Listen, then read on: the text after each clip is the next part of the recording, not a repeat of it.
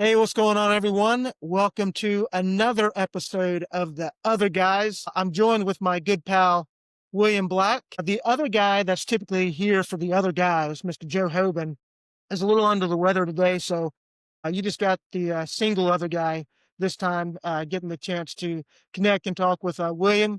William, thanks for joining The Other Guys, my man. Hey, I appreciate it. I told you this like last time I saw you. I've been trying to get you dates to come and meet with you guys. Um, and it's taken me longer than I thought, but I'm happy that you still had space for me because I was going back and watching some of your videos, and you guys have had some heavy hitters. So I appreciate that this far into the other guy's journey, and I still get some time from you. Well, William, I appreciate the compliment. We've had two tremendous guests on so far. I think you mentioned something the other guys would be remiss not to say. We have a lot of interest in the other guys. We could be canceled at any moment. We never know. Um, to have you on as our third guest is awesome. So if you're thinking about joining the other guys, I highly encourage you to get on the calendar, get on the schedule. We have a good time with this. So, cheers and hat tip to William Black for finally making it happen. It just goes to show you have to get to know somebody for about 5 years before they're willing to commit any time to the other guys. But that's okay. We're very patient and diligent in our persistence, for lack of a better way to say it. So, Yeah. Well, you uh, are in sales, so it makes sense. It tracks. well, this other guy's episode won't be anything about selling. We're going to get to know William Black a little bit more and share your story with the masses, which could be one person or 20 or a couple hundred. Who knows at any given point. But for those that don't know, William Black is the Associate Chief Pharmacy Officer up here at Boston Children's. William's been living in Boston for quite some time. One of the smartest and sharpest people I've ever met.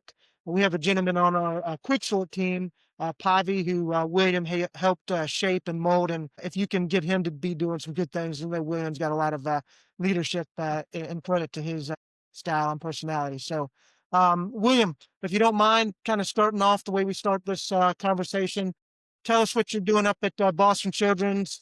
Is there any big projects you're working on, excuse me, as we round out the year? What's one or two things you've got going on in the pharmacy world before we kind of dive into the William Black store? Yeah, totally. So, a lot of cool stuff going on. We just started, our fiscal year started a month and a half ago. So we're starting the year off, I think, pretty strong.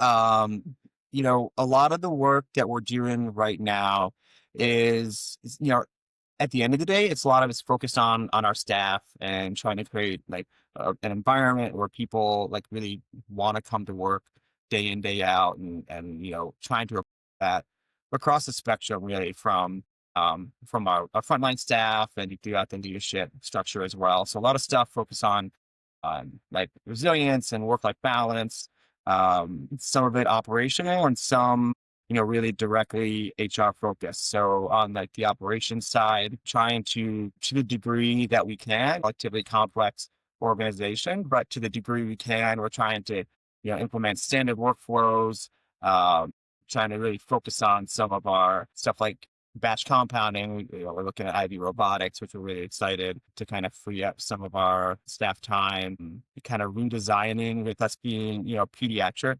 facility. We're very like satellite heavy. So we do a lot of dispensing out of a number of satellites, which creates some operational burden that maybe isn't seen quite as often in like the adult space. So we're trying to take, what do we need to do to take care of the pediatric patients and the needs that are very specific and unique to them, but then also maybe borrow some stuff that some of us in the leadership team know from our time in adult institutions and apply that where we can within peds. And then, on the HR side, we're doing, we got new career riders coming out for our technicians and pharmacists, working on, simplifying our schedule, something as simple as, trying to get it to where everybody knows a month or two in advance where they're working on which day, when and where we need them to report, which sounds real simple, to say it out loud, but it's just, it's a place that we've got some opportunity for improvement. So a lot of exciting stuff. Everything takes longer than you think when you sit down to put out a project plan. You start talking about it and sharing it around on the department, but we're making some good headway on stuff that I think our staff will be really excited about. And then, of course, all that, the simpler we can make things, The more excited we can get people about, coming into work and doing the stuff that we need to do day in, day out, the better care we get to provide for our patients in the long run. So lots of good stuff. Love that, William. Yeah, appreciate the kind of the recap on what you got going on hey, a little bit more unique. Your physical year is just getting started while everybody's kind of rounding down their year. But as you were talking, you mentioned something that I'm curious about, right?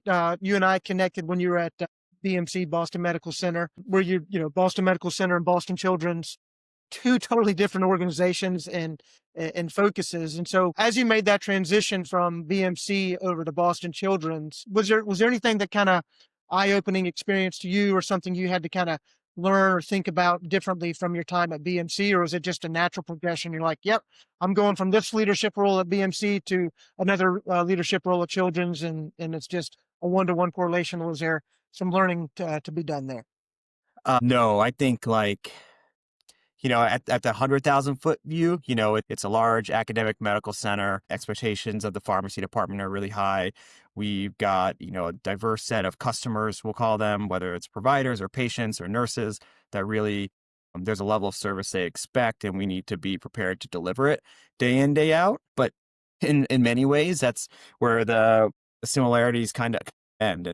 I spent my career so far up to joining Boston Children's in adult spaces, mostly adult, always had a pediatric component. So we were, there was a component of what we did that was making sure we're taking care of the kiddos, but it wasn't the sole focus. So coming over to Boston Children's, it was really took a lot of time, and I'll say I'm not there yet. The learning curve's been steep. It's been not just trying to learn, how to, what do we do at Boston Children's because it's pediatrics versus what do we do at Boston Children's because we're Boston Children's. There's a lot of history within the organization that needs to be both honored, but a healthy amount of kind of asking why.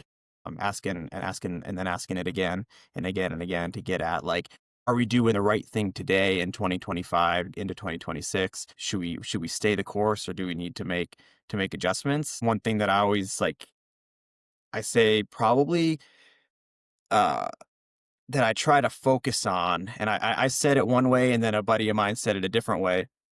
So he said, you got to be careful not to end up on top of Mount Stupid, which is his way of saying, like, every learning curve is steep. And as soon as you think you're at the top of it, and you get like maybe a little more confidence and then you have competence, that's when you start making mistakes. So what I've really tried to do is approach it with, any room I go and sit in, I assume that I'm the least informed, and I need to do some catch up before I can really make an impact. So it takes time, being cautious, being thorough. But yeah, there's a lot to learn, and I'm still learning plenty. So on that same vein, just real quick, William, I think you're, as I mentioned in the opening, right? You're one of the smartest people I've met in this space. And I've continued to hear that when you mention the name William Black with people that have been around you and know you. I think they share a very similar viewpoint and recognition for how bright you are and talented you are. But you kind of mentioned there, hey, you've got to be constantly learning. I try and sit down in some of these leadership meetings or probably in the room with your team and say, hey, I got something I can learn here. If you don't mind me just asking about your leadership style, is that something that you've had to cultivate, or has that always kind of been a natural tendency as you've kind of led teams from BMC and at Boston Children's, or do you have a completely different leadership style that you bring to the table that has helped you kind of elevate your career, for lack of a better way to say it?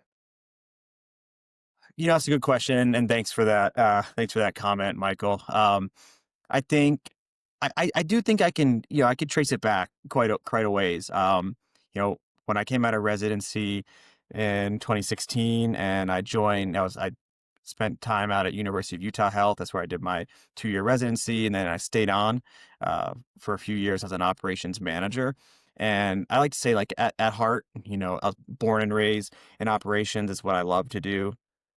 I can easily get back into the weeds if needed on the ops. But thinking back to when I was a brand new manager, and I had a couple probably like significant missteps early on where I was definitely like right at the top of Mount Stupid. You know, I'd done my residency there. I transitioned to a manager there.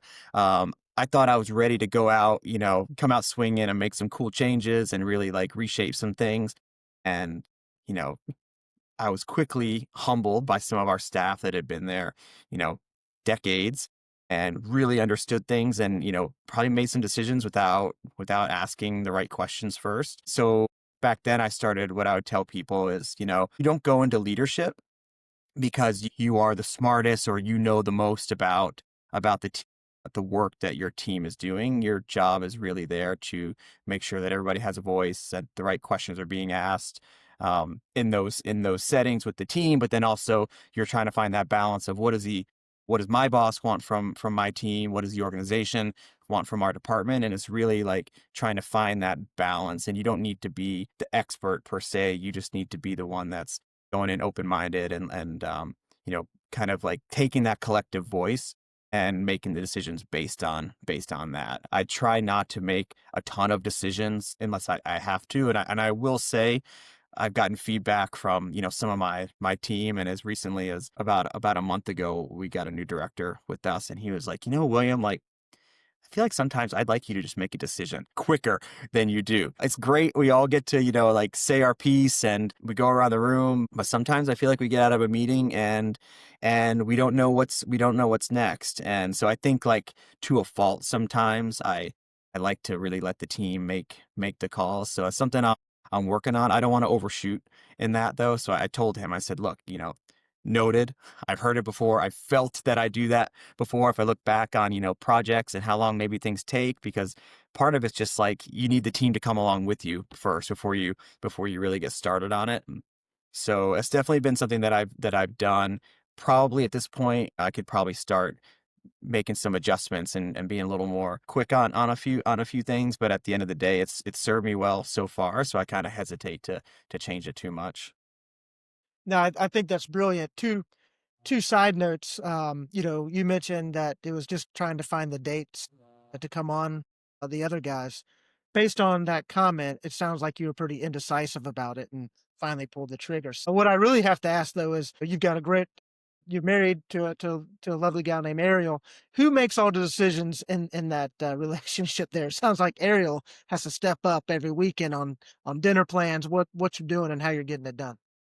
You know, like, okay, here's a funny story, and I wish if I had it printed out, I'd show you our dinner. So you know, I said I'm ops, like I'm pure ops. I want things. I want standardization. I want to know what's happening. I want it to be dependable, reliable, sustainable. I want to know what's coming for the stuff that that you can do that with. You can't do it with everything. We have every Sunday, we sit down, we print out our weekly calendar and we go through it together. What are we doing? Who's got what after work? Who's got what before work? Her work schedule is variable, but the dinner, what's for dinner row is the same every single Monday through Thursday. And the whole idea is that I just want to go on our grocery website and I just want to redo last week. And so we had the same thing Monday through Thursday. That took some like convincing for her that that was going to be a good idea. And we do change it, but I say we needed 1 week notice before we do any significant changes to the meals. So like if it's meals, those decisions are made. Other than that, yeah, I lean on her a little bit to help make some day-to-day decisions. I love it. You know, when you come on the other guys, we can talk about pharmacy and you know the people that come on share kind of their thoughts on some things. But little do you know that you can get some really good marriage advice on how just to keep it consistent Hey, Monday through Thursday on the dinner menu. yeah. So perfect. Switch gears a little bit. You know, this when we Joe and I thought about the other guys, we really wanted to bring some other guy material. The other guys being guys like ourselves out here in the field trying to connect with folks like you, William Black.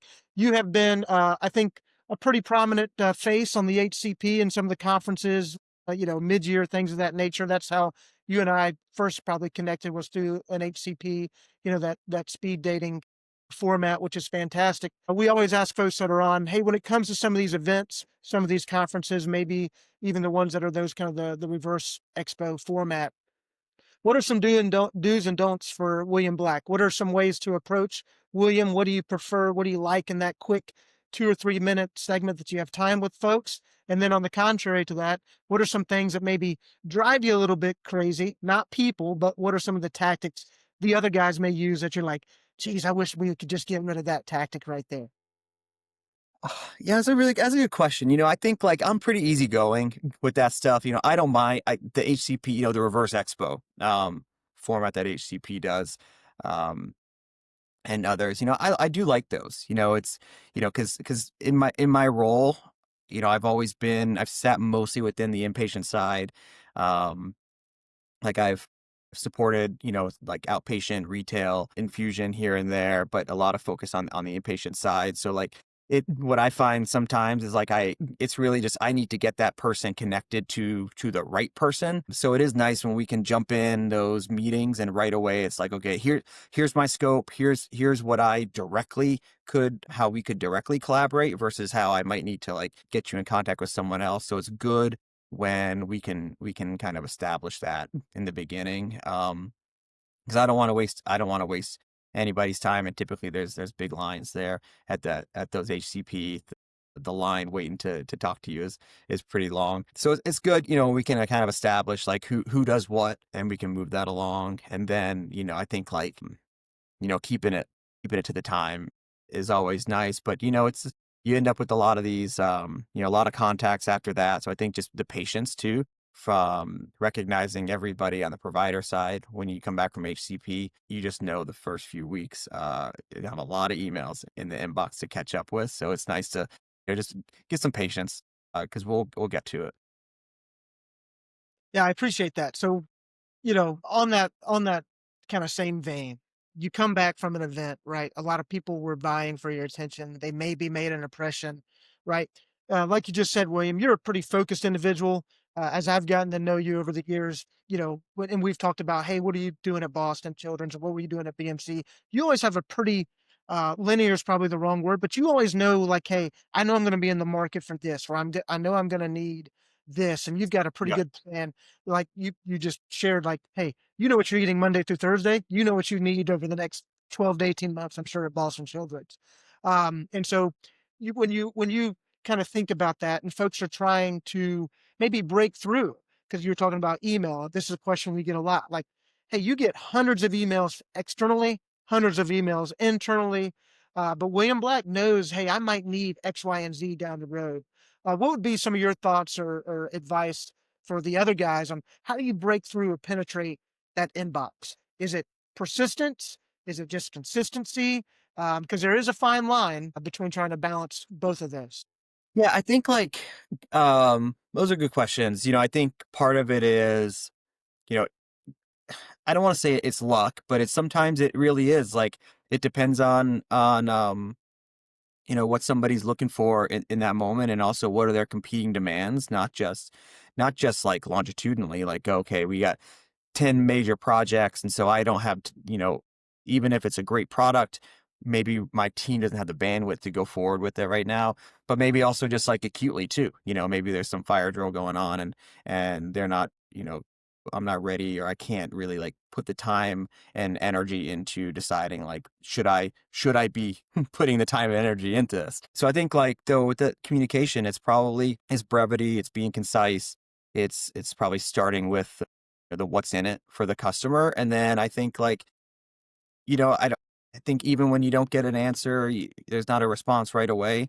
I don't like the weekly ping, probably like come back in a little bit, so to speak. I think like it can get like the persistence can switch over to like incessant pretty quickly if you're not careful. But maybe it's like it's just a timing can be off. So I think like coming back later is helpful.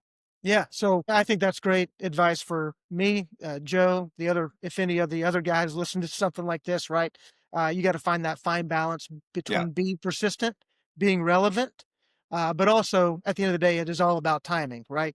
Aligning to what you've got going on to what somebody may have to offer. And when those three things come together, usually a conversation takes place. So I think that's some good insight for the other guys, William. So let's shift gears a little bit, start to have a little bit more fun. We got a good idea what you're doing up there at Boston Children, some of the pharmacy leadership and kind of salesy type stuff. But William, let's talk about this for a quick minute. We came out with the 2% Club a number of years ago. I think you were one of the first uh, pharmacy people to have a T-shirt from Quicksort on the 2% Club. And I think you may be the only person to ever wear the 2% shirt other than a Quicksort employee out into the wild. Tell us about that decision and how you managed to get the 2% shirt over to the indoor climbing studio that day. So, number one, I don't know. I can't recall if we were like, if I think I was just like an honorary member of the 2% Club. I don't know that we had the metrics at the time to back it up. In the early days, we were just handing them out to anybody that would say yes. Right. So then, but like why would I wear it? If anybody that's thrown that shirt on knows, like, you guys really, like, you didn't skimp on the material on that shirt. It's a nice feeling. It's a nice soft, it feels good to wear. And so, yeah, it's great. I try to go to the climbing gym. I don't go as much as I used to or as much as I'd like to, but it's a good, it's a good shirt to wear for that sort of thing. And then I always get, I'm not a great climber. It's a new hobby of mine. And so if anybody ever asks me, like, oh, what's a 2% mean? It's like, oh, that's the number of routes that I've been able to complete at this at this gym is 2%. So it fits with my skill level at the climbing gym. Hey, we appreciate the advertisement, and 2% can mean a lot of various things to various folks. Yeah, Right. So you keep using that shirt to climb the mountain, and when you get to the top, there was only about a 2% chance you were going to do that or accomplish it, and now you can just strike that off the list as a hundred there you go. percent success rate. There you So go. so appreciate that. When we come out with another clothing line, you'll be the first to trial it and be the next influencer. Happy Uh, happy to model the next iteration. Yeah, appreciate that. All right. For a lot of you, if you're up in the Boston area and you feel like, hey, I feel like I've seen this face somewhere. William is, like I said, he's been at BMC, he's been at Boston Children's, he's been there for a number of years. But what a lot of people may not know is William is always on the street. He is a recognizable face between his house and what used to be BMC and now Boston Children's because William bikes to work William, real quick, how long does the bike ride to and fro these days? Um, the bike ride takes about 40 minutes. That's like door to desk. I always budget about an hour though before I'm going to be presentable. That's like my minimum time needed to be presentable by the time I get to work. And this is, it doesn't matter if it's 100 degrees or negative 10 degrees. For the most part, you're getting the bike out and taking that. Yeah, I mean, I haven't. We have a car. I don't think I've driven to work though. It's probably been 3 or 4 years since I drove to work. And I'll say the time I do have to drive to work. So we live on top of a hill, which, funny, when we were living in Salt Lake City and my wife and I would go on a bike ride. And the worst part of the ride was getting back to the house because we lived up on the top of a pretty gnarly hill. Like, you pull out of our driveway and we were on like an 18% grade on our block. And it was like we were like 10 blocks up from like the valley floor. And so it was always like, trying to figure out, like, how do I put a ride together for my wife that, like, the ride's going to be fun, but we're also still going to be on speaking terms when we had to finish the last like 300 yards. But now here we are, like, living on top of like another hill. And one of the jokes she made was like, I thought Boston was flat. Like why are we on top of another hill? But yeah, so I'll drive. Really, when I drive, it's if we have like a blizzard and she doesn't want to drive herself, so we'll go to the train station together. But otherwise, if it's just me getting myself to work, it's always by bike. I've ridden through some like really, really gnarly weather since we've been here in Boston.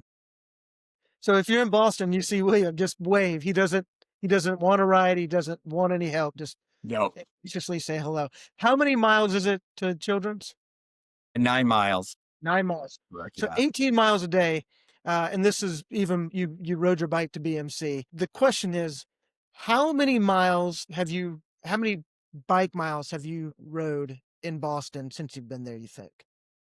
Do you keep track? What is your yearly mileage? I do keep track. I mean, like it's funny, like if I, my relationship with cycling has changed a lot over the years. Like when we lived in Utah and my commute was a 3 mile commute. So, I would only get at best like 20, 25 miles a week for my commute. But then I would go out and I'd spend a lot more time like riding recreationally just for fun. Here in Boston, I'm getting, a big chunk of my miles are from my commute. But I think I hit around like 4,000 miles a year. Typically that's a lot of it's my commute. And then I try to get out a few times a month. On top of that, there's the bike shop down the street that I do all my business at. They do a Wednesday night woods ride, which like this time of year can be pretty spicy when it's like pitch black and we're in the woods and depends on who shows up for the ride. It could be some super chill group that just wants to get out and like, you know, get out of the house for the evening. Whereas other times, there's a couple of guys there that really just like they just want to throw down and it's gonna be a hammer fest through the dark in the woods. But yeah, I kind of like, I've switched things up a little bit, but I'm still shooting for 4,000s, like that magic number I'd like to hit every year. Goodness gracious. That's a lot of miles. Unbelievable. Well, I know not only on the biking front, William, you're a pretty skilled or you like to do a lot of outdoor activity. I think that's in your nature. I'm not sure if you start a lot of that as a kid or when you get out to Utah, just the scenery out there. So I know, I've heard some stories. I don't have a lot of concrete evidence, but I know you were at one time, and maybe you are today still, an avid dirt bike. You spend a lot of time on the dirt bikes, and I would call it like motocross in the dirt. So what got you into that? How long did you do that for? And are you still actively out on the dirt bikes today? No, so yeah, I mean, not anymore. I don't have one anymore, but I did, yeah. So I raced motocross like 12 through like my mid 20s. Like took a little bit of a hiatus during college, but that was just something that me and my father and I got one younger brother and we got into that as kind of like a way for us to all have something to do together on the weekends. So, I started out with just all three of us got bikes for the first time. My father had some experience as a kid, but like really like for the first time, we all got bikes and we go, you know, riding in the woods and, camp out on Saturday night and do it again on Sunday, and just really just out having fun and hanging out with each other. And then, we kind of got, we started going to the tracks and realized like the competitive part of it was a lot of fun. And so we really kind of, I we put all our eggs in that basket recreationally, I would say within the family for, about 7 or 8 years.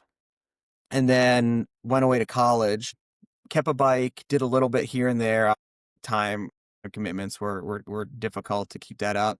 And then when we moved to Utah, I brought a bike with me. And that's when I really realized that it's a lot of work. I knew my dad did a ton to support us through that sport, but like being a one man show for like even like the amount of mechanics and like the maintenance that you have to do in, Monday through Friday when you want to ride on the weekend is a lot of work. And I got tired of changing air filters and changing the oil. And that's when I realized that bicycles, you just like, there's like no maintenance. And the maintenance there is like it's dirt cheap compared to the motorcycle. So like I do miss it, but I kind of get that feel. I used to do a lot of racing on the bike too, and so I still get like the off-road piece from the mountain bike.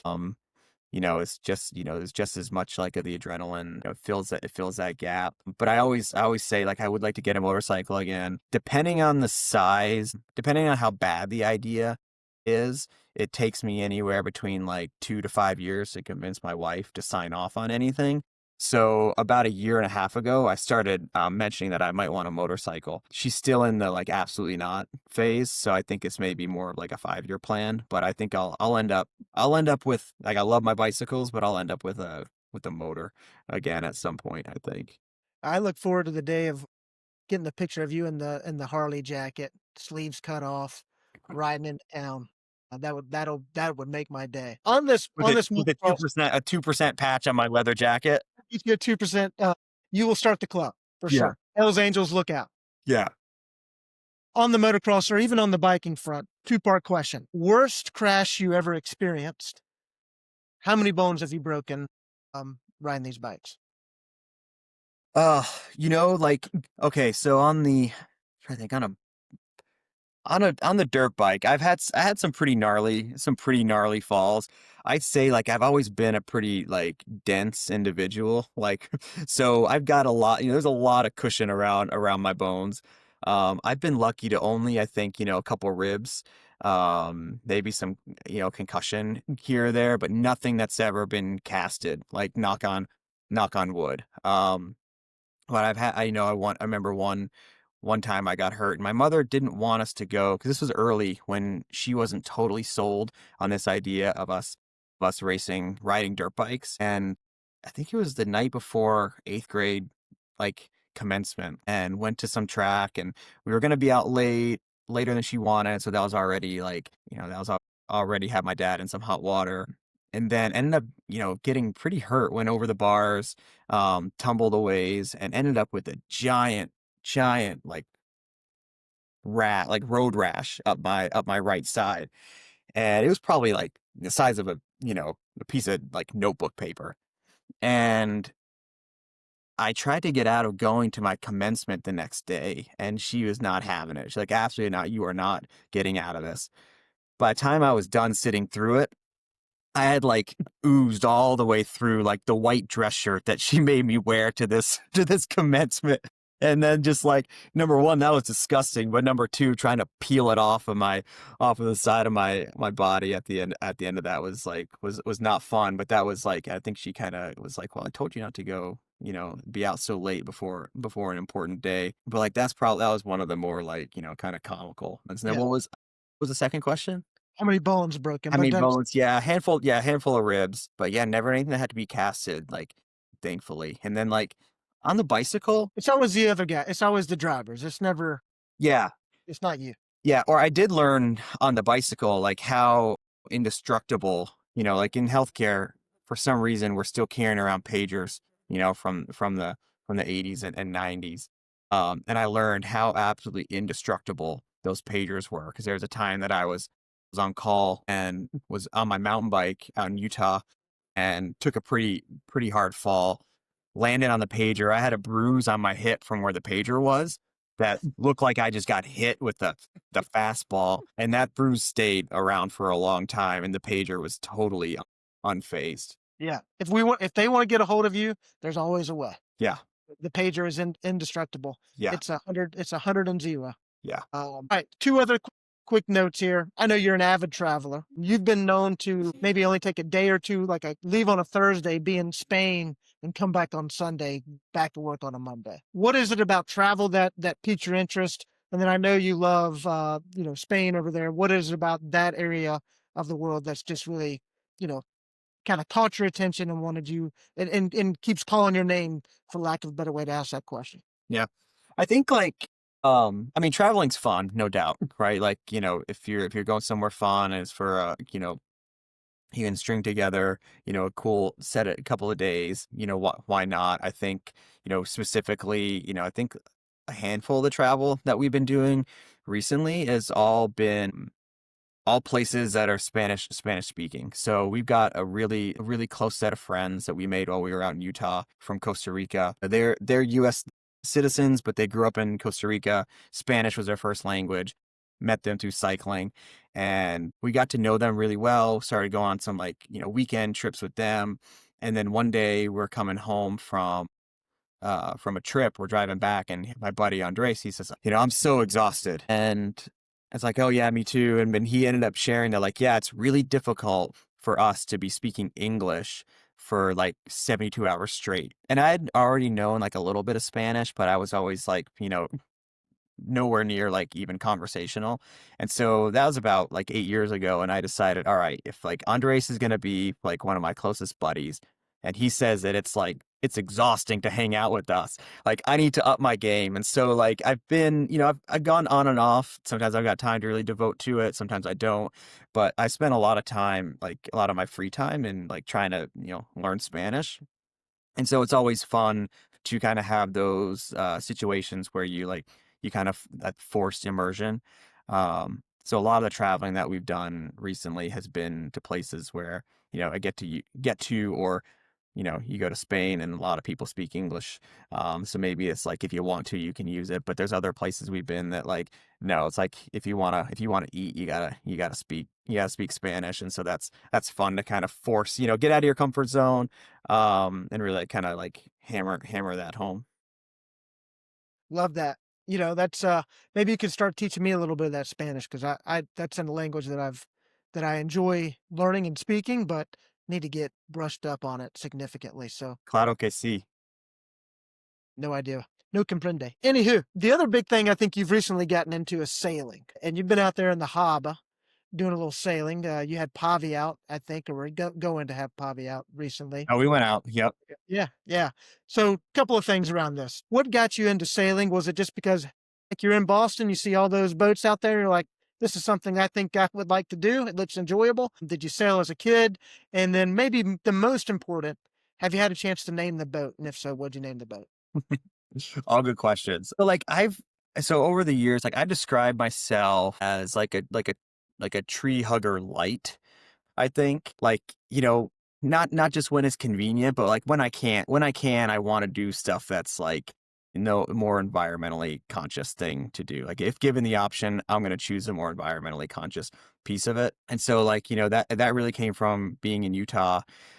And there's a lot of, focus on that out there. If you've ever like been to Salt Lake City in February and you've like lived through the inversion where somebody with like you got perfectly healthy lungs and no issues, but then all of a sudden you wake up with this cough that just won't go away because of all like the pollution that gets trapped down in the valley in the winter, you start to kind of realize like, hey, there's maybe some, better ways to do things. And, the small of a part that maybe, we might play on the grand scheme, it helps me sleep at night, knowing that like I try to make the right decision. So, that's bikes, switching my motorcycle for a bicycle, riding my bikes to work, that sort of thing. But then sailing too, like I think I've just gotten really there's something that draws me to any sort of activity that's really reliant on like either you and your physical output or like nature.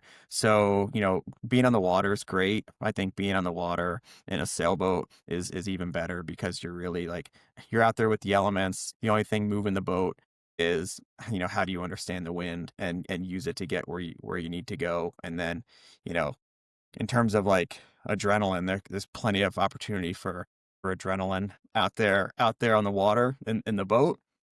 So that's been a lot of fun. And Pavi, yeah, that time that he and he and I went out, we had a good time. I thought when he showed up dressed, he was dressed a little nicer than I was, and I thought, oh man, there's like a 15% chance we may end up in the water, and I really don't want Pavi in the water in what he's wearing. So that took it up another notch for me. Speaking of that, have you had any close calls as you kind of learned how to sail, Hmm. where you've almost taken out either another boat, a dock, maybe something else on the water? Have you had any experiences where you're like, whew, that Oh wasn't yeah. close? Oh yeah, I mean, like the boats that we started sailing on in the harbor, those things they're like bathtubs with a sail. Like they don't handle very well. They're super tender. Like a gust of wind will put them over. So yeah, we flipped a couple boats, a couple of those. Like yeah, that's happened for sure. We've got our own now, and so I try to be like as cautious. The saying is, when you're like in the harbor, when you're coming into the dock, like you shouldn't be going any faster than you would want to hit something than the speed you'd want to hit something at. So yeah, I've had some close calls. I've been the guy, trying to pull the boat up to the fuel dock and clearly, I just kind of announce, I don't know what I'm doing. So people like all hands on deck waiting to, ready to like receive us and help us but man, it's another steep learning curve for sure. Yeah, we've got the Captain Billy Black, Magellan. I don't know. Have you gotten a, nickname out there on the open seas yet? Uh, no, no, not yet. My wife has some nicknames. Maybe she calls me when like she's not totally in sync with the decisions I'm making, but nothing that's really like stuck yet. I gotcha. Well, we're gonna wrap up on this, William. It's been a, as this has been a great, but it's been a pleasure getting to know you over the last couple of years. And the one thing that I've always appreciated is you've never been bashful or shy about stepping up to the blackjack table in the casino. And I don't know where your love of gambling came from or what, but I've heard from some credible sources that your record at a blackjack table is undeniably 100% always walking away with cash. And so, some of the other guys listening are probably wondering what your strategy is. Is there a particular seat that you like to sit in? Is there a method outside of the traditional blackjack book that you go by? What's your secret to always winning at the blackjack table? I think it's really just like if Pobby's not doing well, I just sit next to him and then just to like get at him. Oh, it's just funny how how that's like happened over the years. But no, I think that comes back to like my penchant for operations, right? Like, blackjack, like no matter what, there's a right and a wrong. There's a standard way to play every single hand, and that's probably what I like about it so much. I just go in with the strategy memorized and just do what the card says and never deviate because I don't know it. I don't count cards. Um I'm not really paying attention to much that's going on around the table. I'm more there to to chit chat and have a good time. So it's just like focus on like the black and white, do the right thing, choose the right next move versus trying to like let emotion get into it. That's great advice. If as mid-year approaches and it's going to be in Las Vegas, if you see William Black sitting down somewhere, sit next to him. You'll never have to ask the dealer, is it time? Should I hit? Should I stay? What should I do? Because you've got a walking encyclopedia on that little card that you can get from a casino on the rules and how to do the right strategy every single time. So There you go. William Black's your champion for that. William, thanks for coming on. The other guys, I appreciate you spending a couple of minutes with us, kind of share more about your story, what you've been doing in your career. For anybody that tunes in, that's the other guy, and you're looking for a way to approach William Black. He's an adrenaline junkie. He's a really smart, sharp individual, but he's always outdoors doing something. So that might be the best place to track him down if you can't get cracking through that email inbox over there at Boston Children's. But William, as always, appreciate your time. Good hanging out with you. And stay tuned for the next episode of The Other Guys. Thanks for having me, Michael. Yes, sir. Take care, William. See ya.